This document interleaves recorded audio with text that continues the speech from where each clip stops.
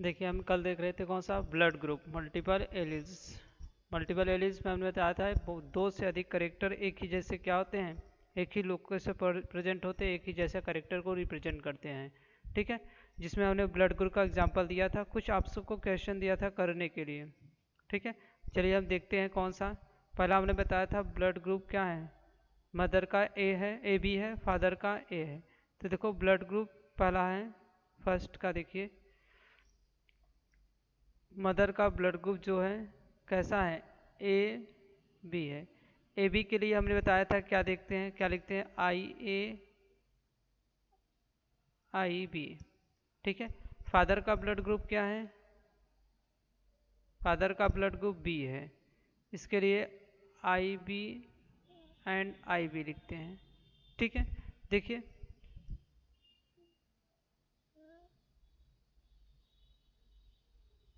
किस तरीके से हम निकालेंगे।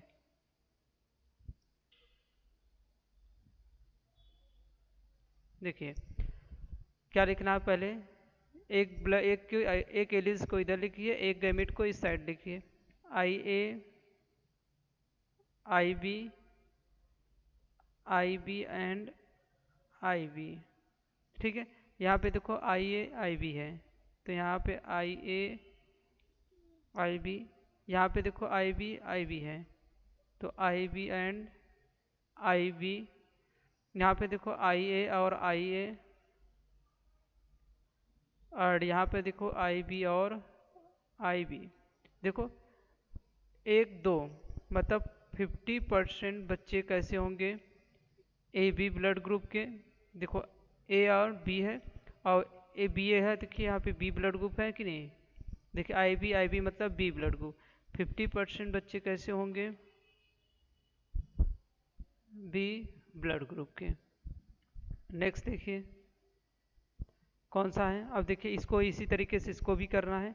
देखिए हम एक आपको ये बताते हैं कौन सा, तीसरा वाला, थर्ड देखिए बताते हैं आपको। थर्ड का देखिए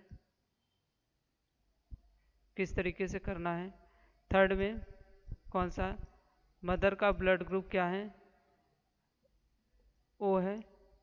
फादर का ब्लड ग्रुप क्या है, कौन सा है, बी है। ओ ब्लड ग्रुप के लिए हमें क्या लिखना है, आई ज़ीरो, या तो हमने बताया था स्मॉल आई लिखना है। ब्लड ग्रुप बी के लिए आई बी एंड आई बी लिखना है। तो देखिए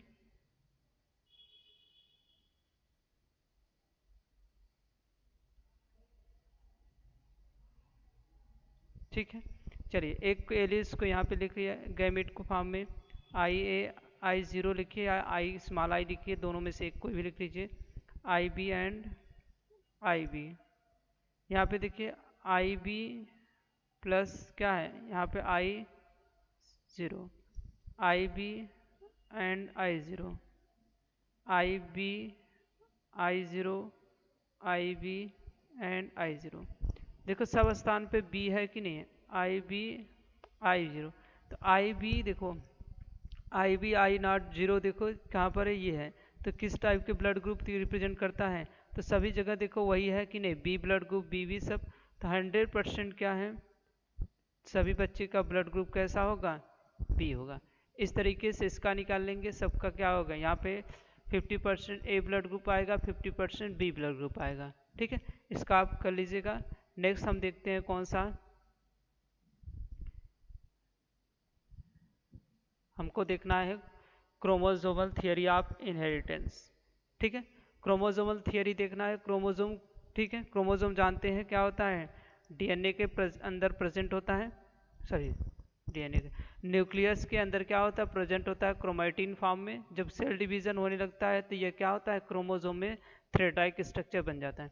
यह जो क्रोमोसोमल थियरी दिया था किसने दिया था, सटन एंड बावेरी ने। किसने दिया था, सटन एंड बावेरी ने दिया था। किसने दिया था, proposed by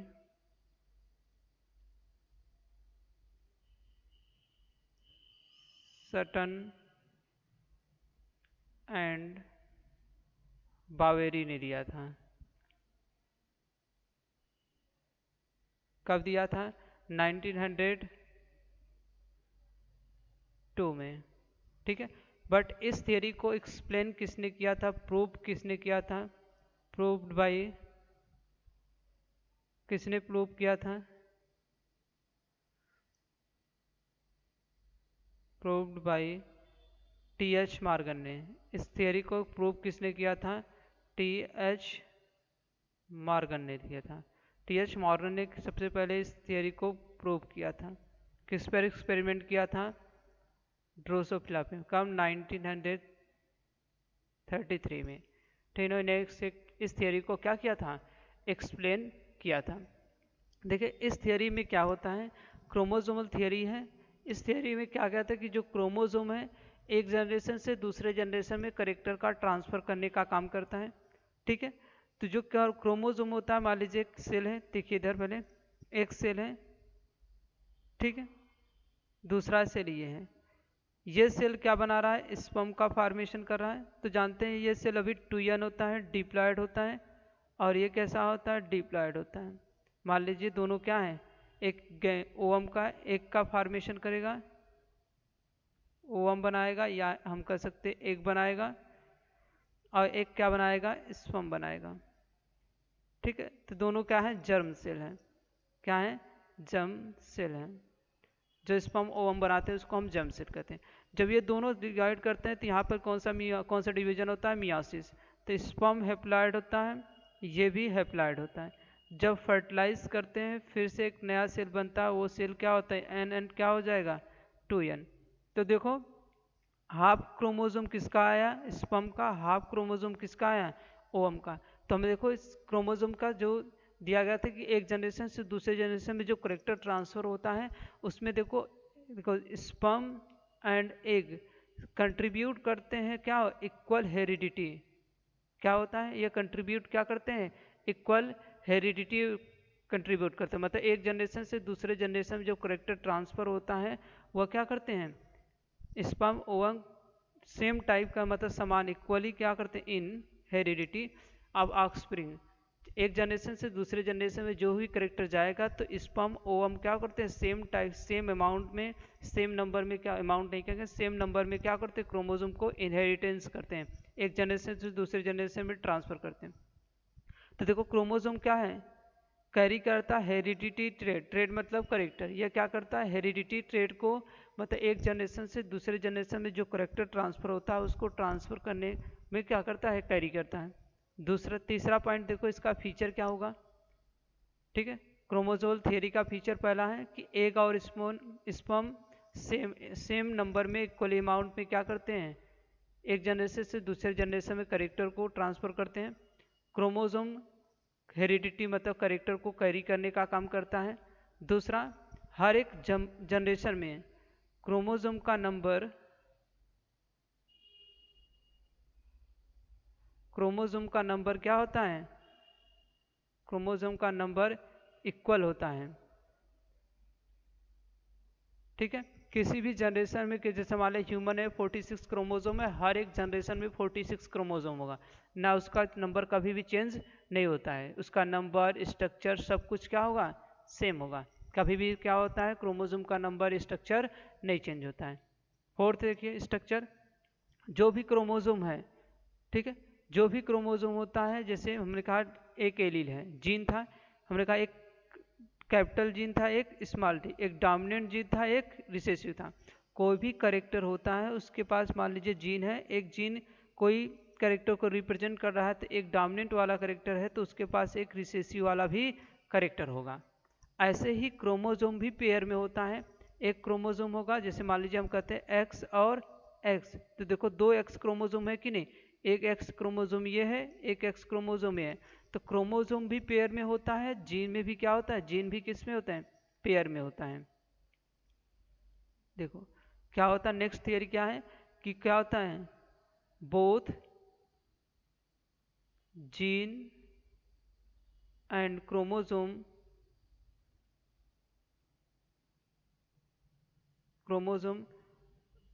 occur in pair, दोनों के दोनों क्या होते हैं, पेयर में होते हैं। देखो क्रोमोसोम थियरी सबसे पहले सटन और वावेरी ने दिया था, इस पर प्रूव किसने किया था, टी एच मॉर्गन ने। किस पर एक्सपेरिमेंट किया था, किस एक्सपेरिमेंट, जो एक्सपेरिमेंट किया था इन्होंने एक मक्खी पर, फ्लाई पे किया था, उसका फ्लाई का नाम क्या है? ड्रोसोफिला। इन्होंने किस फ्लाई पर, किस मक्खी पर एक्सपेरिमेंट किया था? ड्रोसोफिला पर। किस पर? ड्रोसोफिला पर। मेलेनोगास्टर, पूरा नाम क्या है? ड्रोसोफिला मेलेनोगास्टर। इस मक्खी पर क्या किया था उन्होंने? फ्लाई पर सबसे पहले क्या होता है, जेनेटिक का, क्रोमोसोम का स्टडी इन्होंने इसी पे किया था कि एक जनरेशन से दूसरे जनरेशन में करेक्टर कैसे ट्रांसफर होता है और किस फॉर्म में होता है। तो टी.एच. मॉर्गन ने ड्रोसोफिला पे एक्सपेरिमेंट किया था। फिर उसी में दिया गया था कि एग और स्पर्म सेम अमाउंट पे हेरिडिटी मतलब क्रोमोसोम को ट्रांसफर करते हैं। क्रोमोसोम कैरी करता है करेक्टर को एक जनरेशन से दूसरे जनरेशन में।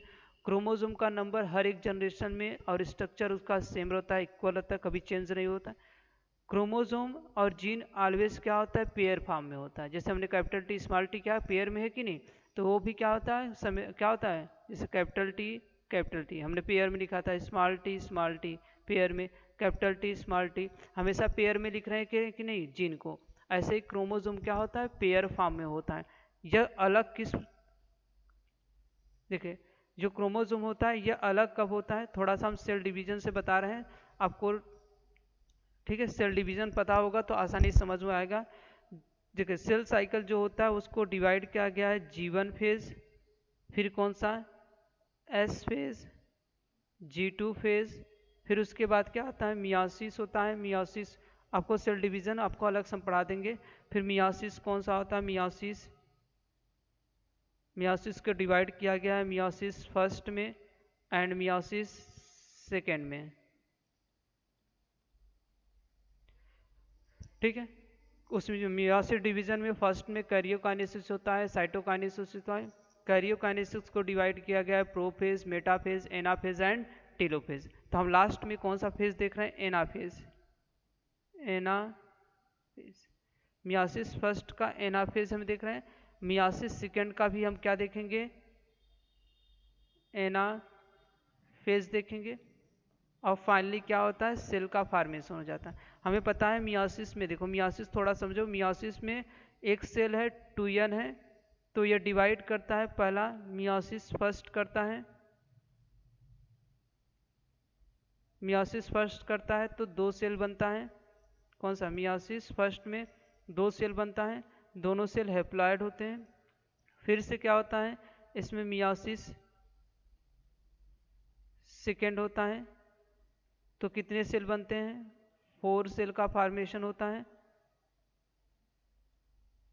ठीक है। सभी सेल कैसे होते हैं? हैप्लॉइड ही होते हैं, ठीक है। तो देखो सबके सेल किस तरीके से हो रहा है। जैसे हमारा क्रोमोसोम होता है, एक सेल मान लीजिए, एक सेल है G1 फेज में, मान लीजिए यहाँ पर हमारा क्रोमोसोम क्या है? 2 है। हम एक क्रोमोसोम को लेकर चल रहे हैं, एक क्रोमोसोम मेरा ये है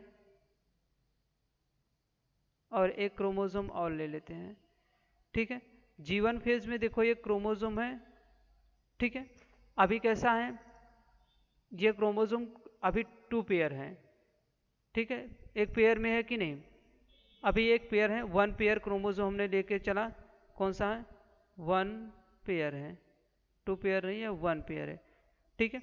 यह एस फेज में जाता है तो एस फेज में हमें पता है एस फेज में क्रोमोसोम की सिंथेसिस होती है, डीएनए की क्या होती है? सिंथेसिस होगी।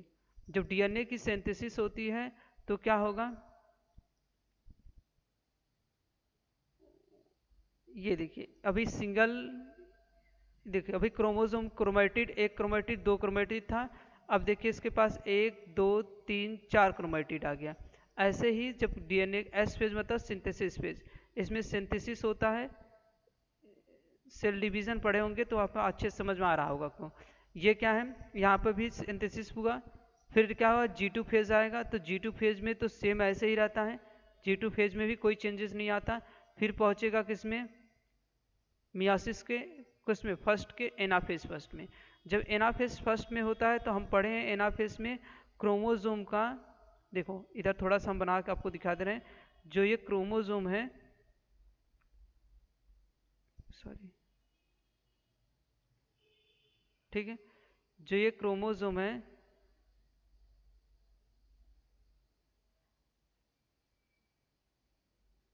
जो हमें ये क्रोमोसोम बनाया है, यह क्रोमोसोम क्या है, इसके पास दो स्ट्रक्चर हैं।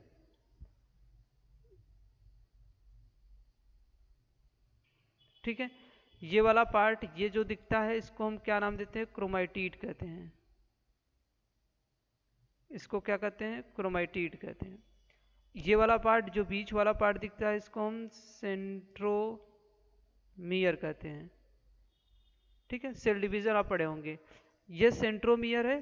तो जानते हैं जो मेटाफेज मेटाफेज सॉरी करें, मियोसिस फर्स्ट के एनाफेज फर्स्ट में होता है, इसमें सेंट्रोमियर टूटता नहीं है। जैसे यहाँ पे देखिए, दो क्रोमोसोम है, ऐसे हाफ हाफ डिवाइड होगा। इस फेज में क्या होता है, ये क्रोमोसोम इस तरीके से, एक क्रोमोसोम ये है,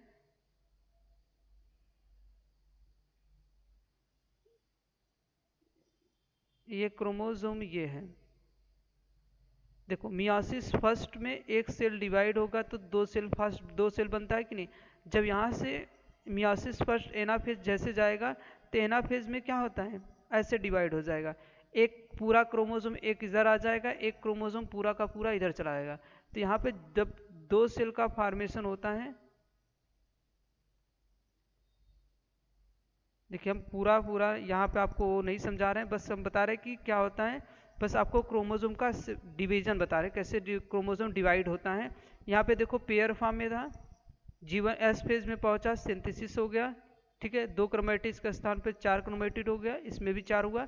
जैसे एन फेज में आया, तो ये क्रोमेटिड, एक क्रोमोसोम इधर डिवाइड हो गया, दूसरा इसमें। तो एक क्रोमोसोम क्या हुआ, इस सेल में आ गया, एक क्रोमोसोम इस सेल में आ गया। देखो, हमने दो क्रोमोसोम लिया था, कि नहीं, टू क्रोमोसोम 2n मान लीजिए, दो क्रोमोसोम 2n लिया था, डिवाइड हुआ। अब देखो, हाँ, एक क्रोमोसोम इसमें, n इसमें आया और n इसमें आया। ठीक है, अब जैसे ही मियोसिस क्या होगा, मियोसिस सेकेंड होता है, तो मियोसिस सेकेंड के बाद कितने सेल बन रहा है, देखो 4 सेल बन रहा है। कितने सेल बन रहा है, 4 सेल, 1 2 3 4। अब क्या होता है, ये जो बीच का, ये जो बीच में ये सेंट्रोमियर है, यहाँ बीच में जो ये सेंट्रोमियर, अब यह सेंट्रोमियर टूट जाता है, ऐसे स्प्लिट हो जाएगा। जब ये टूटेगा तो देखो क्या होगा,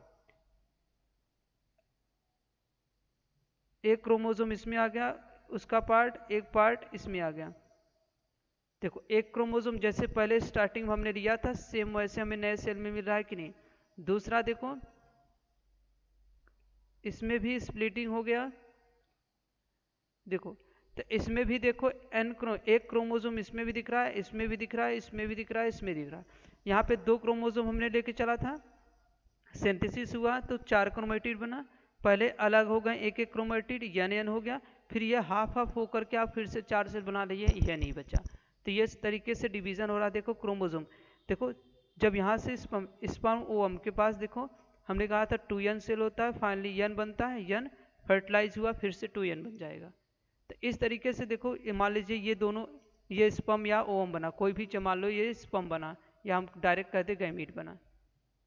ठीक है, गैमीट बना। देखो, गैमीट में हाफ हाफ क्रोमोसोम है, एक गैमीट मान लो ये स्पर्म है, ऐसे ओवम से फर्टिलाइज होगा, तो एक क्रोमोसोम इसका, एक क्रोमोसोम इसका, इसके अंदर क्या हो जाएगा, 2 क्रोमोसोम आ जाएगा। तो फिर से नया जो हमने लिया था, फिर से 2 क्रोमोसोम बन जाएगा कि नहीं। तो सेम अमाउंट में एक जनरेशन से दूसरे जनरेशन में करेक्टर को ट्रांसफर करते हैं।